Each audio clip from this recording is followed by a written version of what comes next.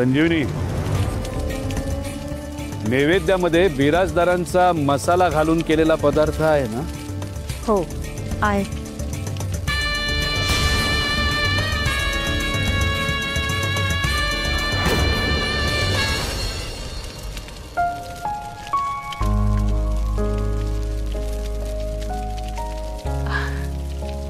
विराजस, आपला मसाला सुद्धा असायला हवा होता ना? हा, तू थांब इथेच, मी पटकन घेऊन आलो.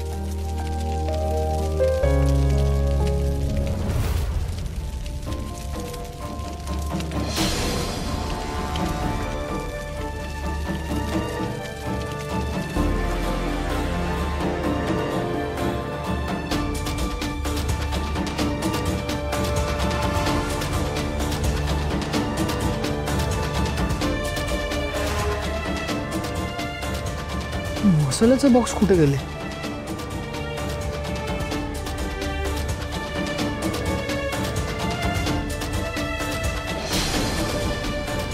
विराजसला पाठवले खरं, पण मसाला स्टोरूम मध्ये ठेवलाय हे त्याला माहित नसेल. मी आणते. मी आलेच. हा, ये बघून.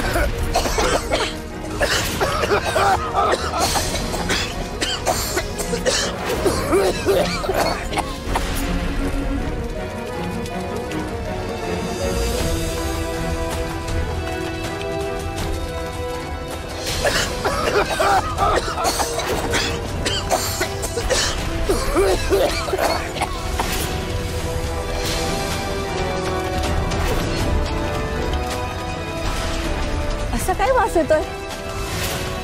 मसाला करपल्यासारखा वास येतोय.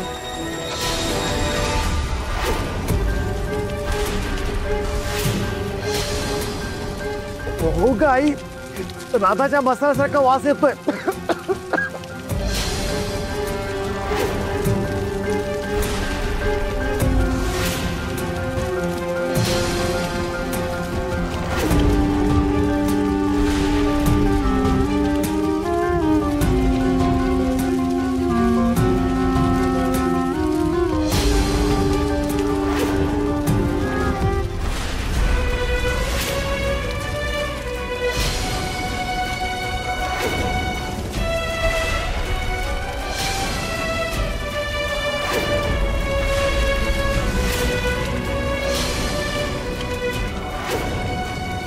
मसाला, आमचा मसाला.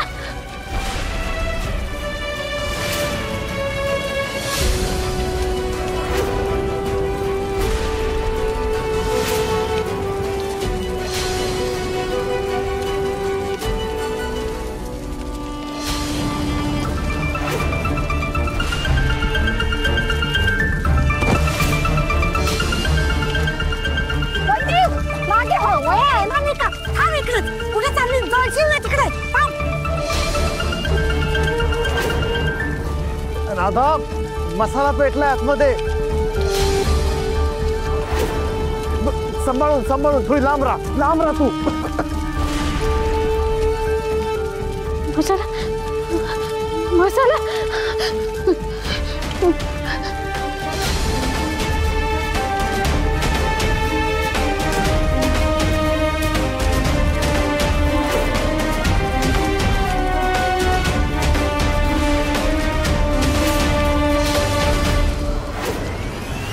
राधा, राधा ग मागे हो.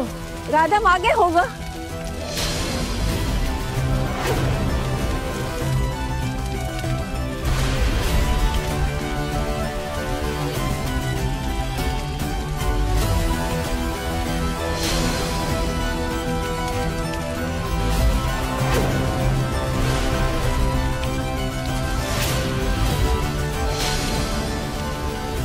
राधा मागे हो. दादा अगं काय करतेस तू? अगं मागे हो.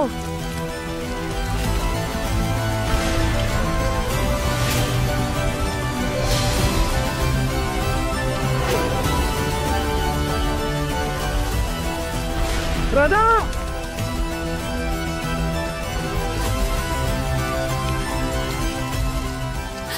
बहिणी ते लाकूड पडेल. बहिणी बहिणी मागे हो.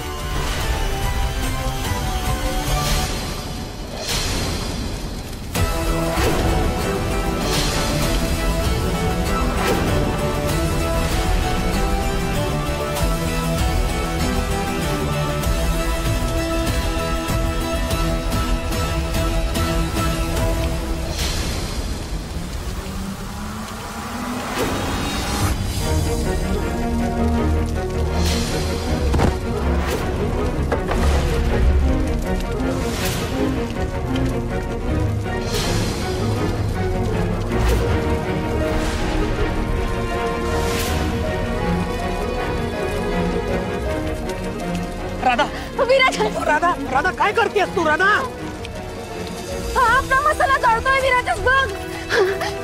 राधा मानावर ये, काय करतेस तू? नाही आपला मसाला वाचव. विराज आपला मसाला वाचव. मी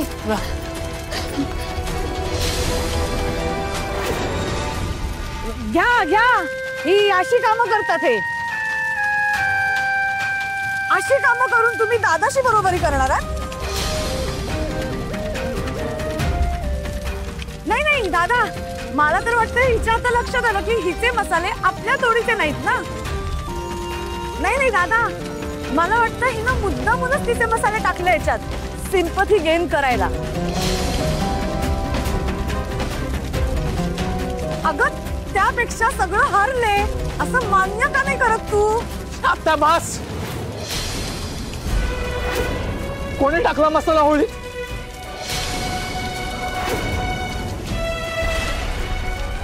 तुम्ही तयारी करत होतात ना होळीची? तुम्ही तयारी करत होतात ना होळीची? मग सांगा पटकन, कोणी टाकला मसाला होळीत? सुमित, तू होळीत टाकले मसाले? आई यांना कशाला बोलतेस तू? उगाच यांना नको काही बोलूस. यांनी काहीही केलेलं नाहीये. बिराजदार साहेब, मी कशाला? मी नाही. होळीची सगळी तयारी तर राजवीर करत होता.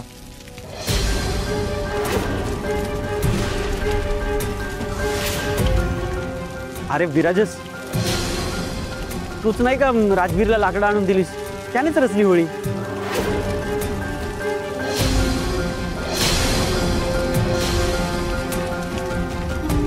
विराजस, कशाला टाकले मसाले? बोल पटकन, का टाकलेस मसाले? अरे विराजस, मी असं मुद्दामून का करेन? झाला असेल तर चुकून झाला असेल ना. चुकून. हा, चुकून टाकलेस मसाला, चुकून जायलास तू. बोल. विराजस, काय करतोयस? मी मुद्दामून थोडीच केलंय. जे सामान होळीत टाकायचं होतं तेच त्या खोक्यात होतं आणि मी तेच टाकलं. आणि मला काय माहिती की त्यात मसाले आहेत? अरे मग तुला बघता नाही आलं का काय त्याच्यात? काय बघणार? सांग ना, काय बघणार? जे टाकायचं होतं तेच त्या बॉक्स मध्ये ठेवलं होतं. पण त्यात मसाला कसा आला? सांग ना, मसाला कसा आला? विराजस, तुला वाटते ना मी मुद्दामून केलंय? जर मला मुद्दामून करायचं असतं ना तर मी तुला मदतच नसती केली.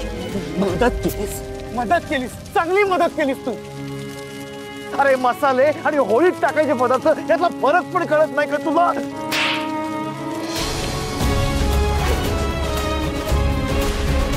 हो, काय करताय? स्वतःच्या मुलाला मारताय? हा, त्याच्यावर हात उचलताय. म्हणाला ना तो चूक झाली म्हणून. आता काय जीव घ्या त्याचा? जीव घेईन, जीवन घेईन त्याचा. घ्या, जीवत घ्या माझा. मारा मला, का थांबलात? मारा ना. देव्यानी तुला सांगतोय, याला माझ्यासमोरून घेऊन जा. घेऊन जायला माझ्यासमोरून. मी मोठी एवढी चूकच केली आहे ना. विराजस, तुला वाटते ना मी मुद्दामून केलंय? पण खरं सांगतो, मुद्दामून नाही केलं या. घेऊन जा याला, घेऊन जा. चल राजवीर, चल.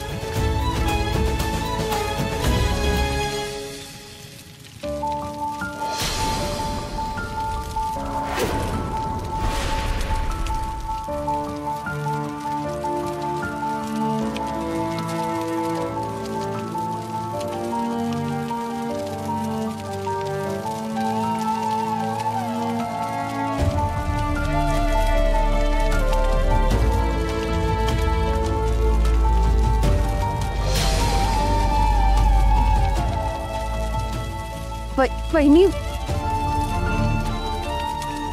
वहिनी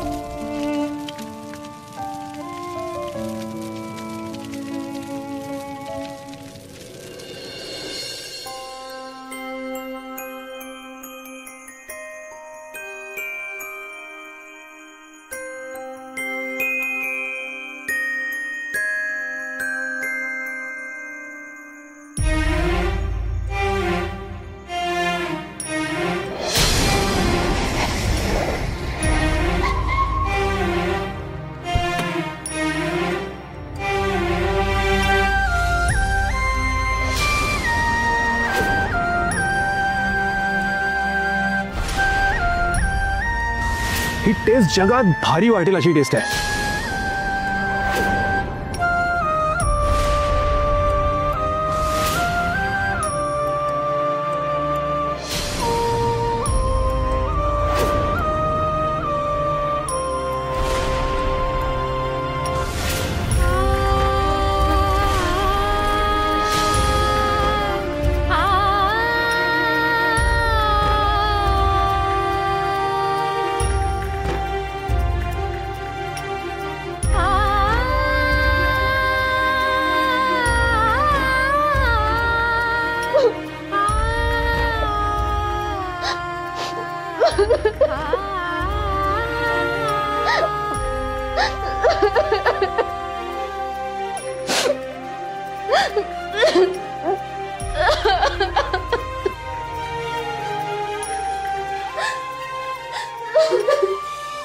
राधा,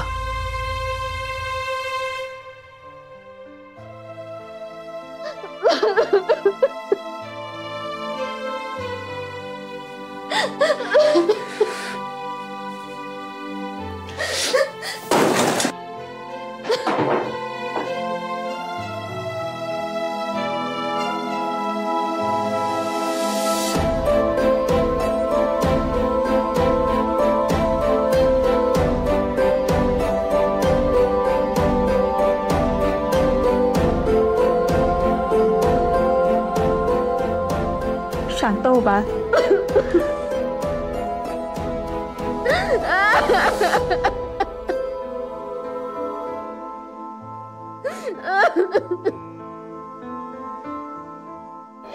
राधा, ते विचारताय तू तुझे मसाले त्यांना देशील का? हो.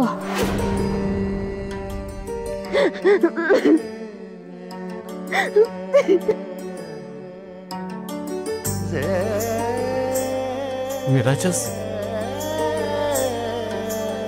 मला माफ करशील का रे? खरं तर माफ कर म्हणायचं पण लायकी राहिलेली नाहीये.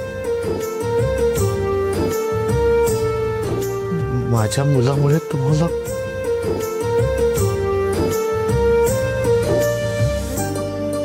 राधा, माझ्या मुलाची सगळी चूक, त्याला शिक्षा व्हायलाच पाहिजे. मी त्याला पोलिसात देईन. तू सांगशील ती शिक्षा त्याला भोगायला लावीन मी. तू सांग. काका, चुकून झालंय त्याच्याकडून. चुकून? राधा, अगं चुकून सुद्धा हे व्हायला नको होतं ग. त्याच्याकडून इतकी मोठी चूक झाली. त्याच्या चुकीमुळे आज तुमचं जे नुकसान झालंय ना ते कधीही भरून येणार नाहीये पोरी. तुला कळत नाहीये का? संपलंय, सगळं संपलंय. मसाला, स्वप्न, आशा, आता सगळं संपलंय का? तू आणि विराजसनी इतक्या कष्टांनी इतका सुंदर मसाला केला होता, त्याची जळून राख रांगोळी झाली का? तुमच्या लग्नाला घरामध्ये मान्यता मिळाली असती, ते पण संपलंय ग पोरी. खूप घुसपट होत होती माझी इथे, खूप घुसपट होत होती. तुझ्या येण्यामुळे असं वाटलं होतं की कदाचित या घरातला अनाथांचा तिरस्कार थांबेल. तुझ्या मसाल्यामुळे एक नवीन उमेद निर्माण झाली होती. वाटलं होतं की सगळं बदलून जाईल. तुझ्या हातच्या चवीमुळे सगळं बदलून जाईल. पण नाही,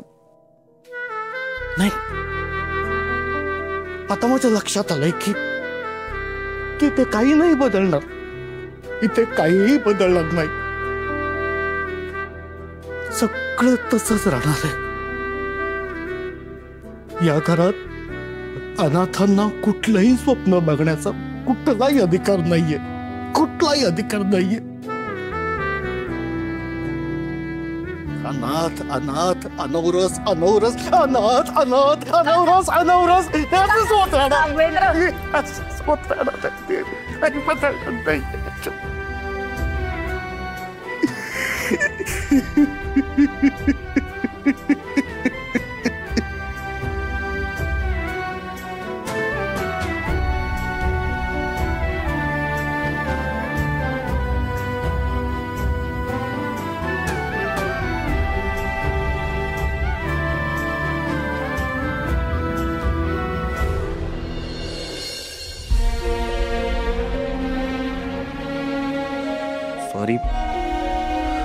सॉरी पण माझ्याकडून खरंच चुकून झालं.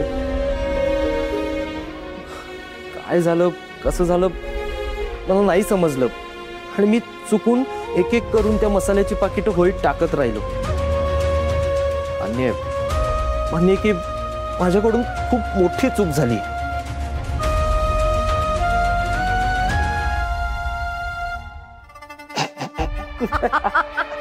आणि होळी पेटली. त्यांच्या स्वप्नांची होळी आणि माझ्या मुलाच्या आयुष्याची मशाल पण. आता सगळं आपल्या मनासारखं होणार. पण त्या आसावरीच्या नवऱ्याने तुझं नाव घ्यायला नको होतं. सगळं तुझ्यावर ढकललं. काही असंही ते विराजसला समजलंच असतं. आणि मी मुद्दामून मान्य केलं. आणि तसंही ते विराजस बरोबर राहून आपला काहीच फायदा नाहीये. काकांचं ऐकून आपण त्यांची मर्जी ठेवूया. लांबचा फायदा बघायचा. हुशार आहेस. अगदी माझ्यावर गेलायस. तूच विजेंद्र बिराजदारांचा खरा वारसदार शोधतोयस. आणि तूच त्यांचा खरा वारसदार बनणार. तसंही मला त्यांच्याच पावलावर पाऊल ठेवायचं होतं कायम.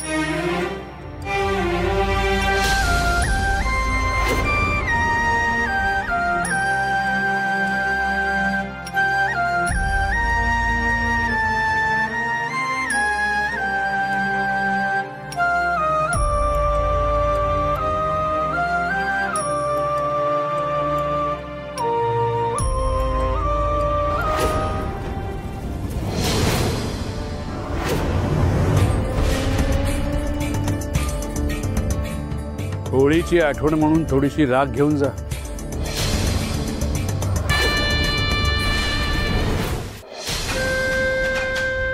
नाही, घेऊन जा राख. भरून घे तुझा राख झालेला मसाला. कळलं? हे आयुष्य आहे तुझं. राख.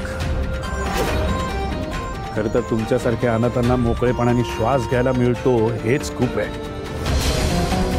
तरी सुद्धा मोठी मोठी स्वप्न बघण्याची हिम्मत कशी काय केलीस का तू? घे घे घे, भरून घे ना राख झालेला मसाला. घे.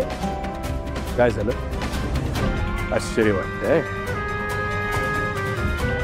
अट आठवते ना? आता तर रंगपंचमी आहे, म्हणजे ऑर्डर पूर्ण होणारच नाही. त्यात तुझा मसाला जळून राख झालाय. पैसे तर तुझ्याकडे नाहीच आहेत. मग आता काय? निघायचं. बिराजदारांच्या घरावर मला तुझी सावली सुद्धा नकोय.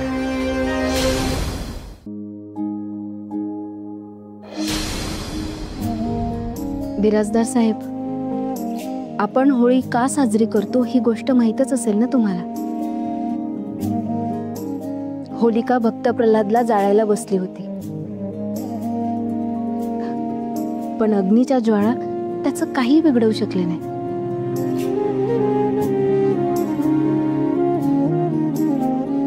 माझा मसाला जळून राख झालाय, पण त्याचा गंध अजूनही तसाच आहे. आगही तो नष्ट करू शकली नाही. अजूनही सगळं संपलेलं नाहीये. काहीतरी मार्ग नक्की निघेल. हो का? मग शोधा तो. आणि नाही सापडलं ना तर पाकिटात राग भरून खायला घाला लोकांना.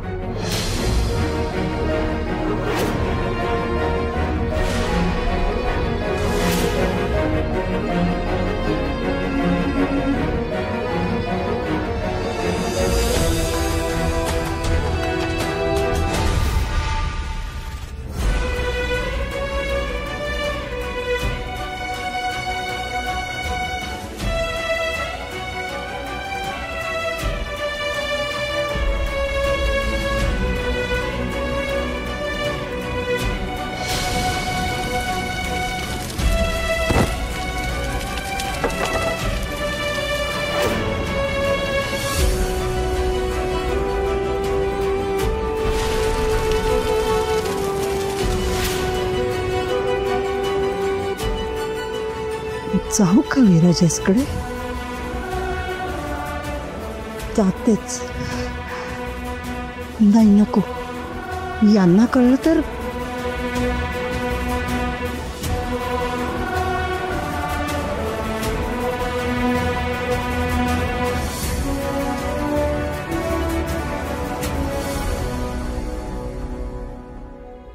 कसला विचार करते तू हे बघ. तू विराजसला भेटायचंय ना?